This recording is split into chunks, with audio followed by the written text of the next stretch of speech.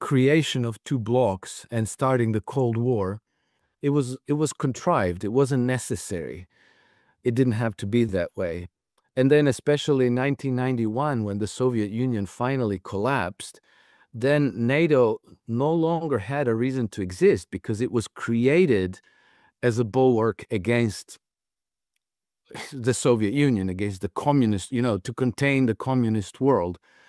And in that way, I guess it had some kind of legitimacy, at least in the public mind.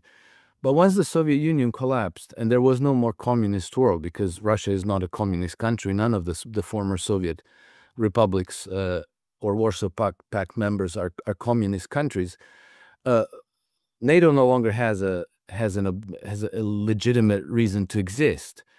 And so I think that the lack of legitimacy is what's going to finally lead to NATO's demise. Hearing this laid out so clearly really takes us back to what NATO was originally meant to be, a defensive pact for a different era. The Cold War ended decades ago, and yet NATO has expanded rather than dissolved. For those of us who've watched this evolve over the years, the mission drift is undeniable. Institutions that outlive their founding purpose often scramble for relevance, and that scramble can sometimes come at a very real human and geopolitical cost. The question now is whether Europe has the political courage to acknowledge this, or if they'll let inertia guide them into deeper conflict. And also their despair now to keep themselves relevant. And they're doing so by escalating war tensions, not just in the Baltic states, with this threat that they're going to overrun Kaliningrad, but also, there's events happening in the Balkans where it does appear that certain interest groups, particularly the British foreign policy establishment, want to open the Balkans as the next front for in the clash between the West and Russia. And I think that increasingly countries are realizing what's going on, and they're not on board. And so now you have this famous Article 5. It appears that if NATO invokes Article 5, there's going to be a lot of countries that are going to say, like, sorry, no, we didn't sign up for this. You're not defending us from an invasion. You're actually instigating a war that we don't want to fight in. That right there is the tipping point. When defensive alliances become vehicles for offense, member nations start questioning their participation, and if even one major player steps away, the entire structure weakens. It's not about unity anymore, it's about survival instincts kicking in. And so if the United States is no longer on board wholeheartedly, they're on board in the sense that they want to sell a lot of weapons to the European Union, but they're not really interested in fighting a war against Russia. If Hungary is not interested, if Croatia, Slovakia are not interested, if Romania is not interested, if Poland is not interested, then what's the point of NATO? It's just going to become a completely ineffective organization. It's going to be a debating club. They're going to be issuing statements. They're going to do trash talk and try to come across as tough and credible.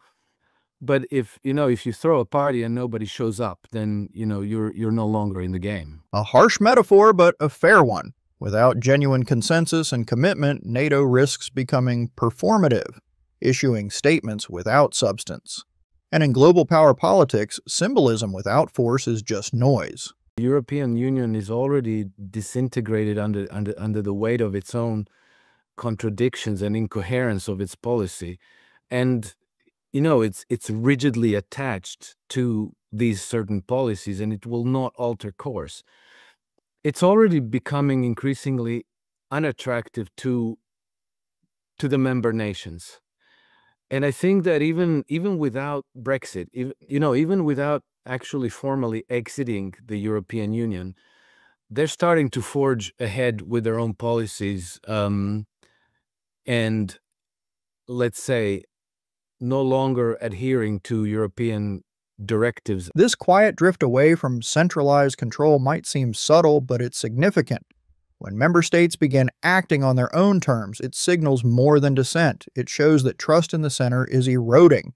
And once that trust is gone, collapse is no longer hypothetical. It's just a matter of time.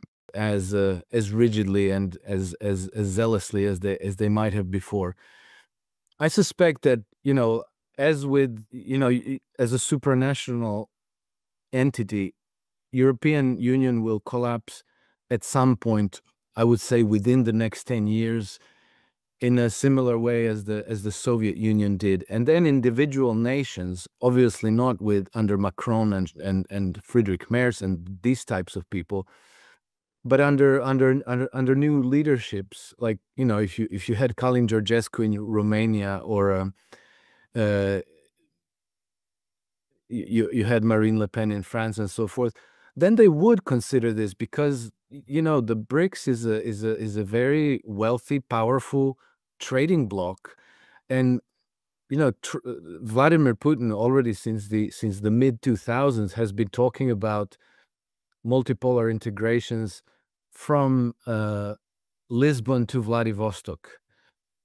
And so I think that for questions of economic development, for questions of security and trade, it'll be attractive to everyone to consider joining the Belt and Road Initiative and the BRICS movement. And I think that because the European Union will not alter course and provide an attractive alternative, I think that with time we're going to see countries jumping ship, and at some point we're going to get the equivalent of the Belaveja Accords, in 1991, when the representatives of Soviet republics got together and declared that Soviet Union is no more. What's striking is that moment of quiet formality. No guns, no fanfare, just a document marking the end. If the EU were to follow that path, it might not be dramatic, but it would be historic. And the implications for trade, defense, and sovereignty would be immense. At that point, Soviet Union had already disintegrated. They just formalized it at that point.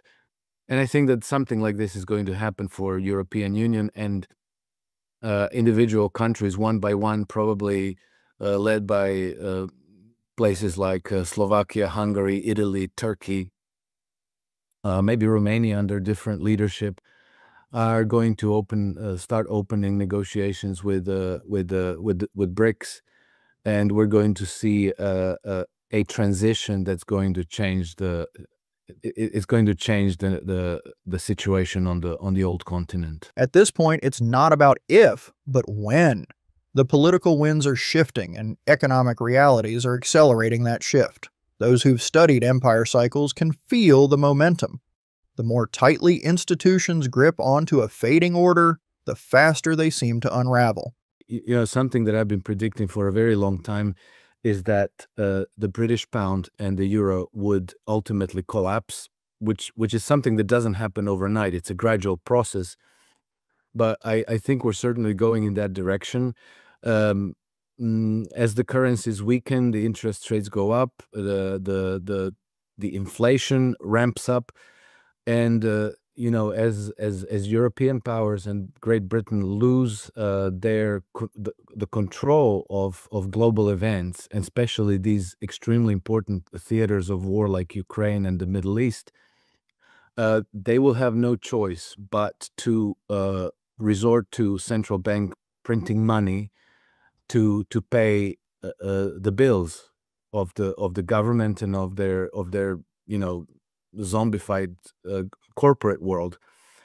And that inevitably accelerates the process of inflation, of the price inflation. And I think that what we're going to see it's always thankless to try to predict when this could happen, but I would say over the next couple of years, you're going to see a process of decline and collapse similar to what we've seen in the early 90s when the Soviet Union collapsed. So, official officially it was in 1991, but the process of decline already started in the 1980s and even in the late 1970s. Or something like we saw in the Weimar Republic, when after World War I, the German decline started first very gradually, but then in the early 1920s, 21, 22, 23, there was an acceleration and a very, very sharp, rapid collapse. And so I think that Great Britain, European Union, and probably Japan as well, are going in that direction. It's sobering to consider. Currency collapse isn't just about economics. It erodes public confidence and strains social fabric. If we're heading toward another Weimar-style moment, history suggests we won't just be watching financial charts. We'll be watching political landscapes shift radically too. And on the back of that, I think that Trump is not forgetting Canada. He wants Canada. He's dead serious about that. And so that puts him in on a collision course with his bestest friend and ally, the United Kingdom. And then there's also Greenland, which will be a problem with Denmark and the rest of the European Union, but I think that's all coming. If even half of this plays out, we're in for a decade of realignment, unlike anything in recent memory. It's no longer about preserving the status quo, it's about redefining what global stability looks like. And as history shows, the fall of one empire often lays the foundation for the next order. The real question now is, who's writing that next chapter?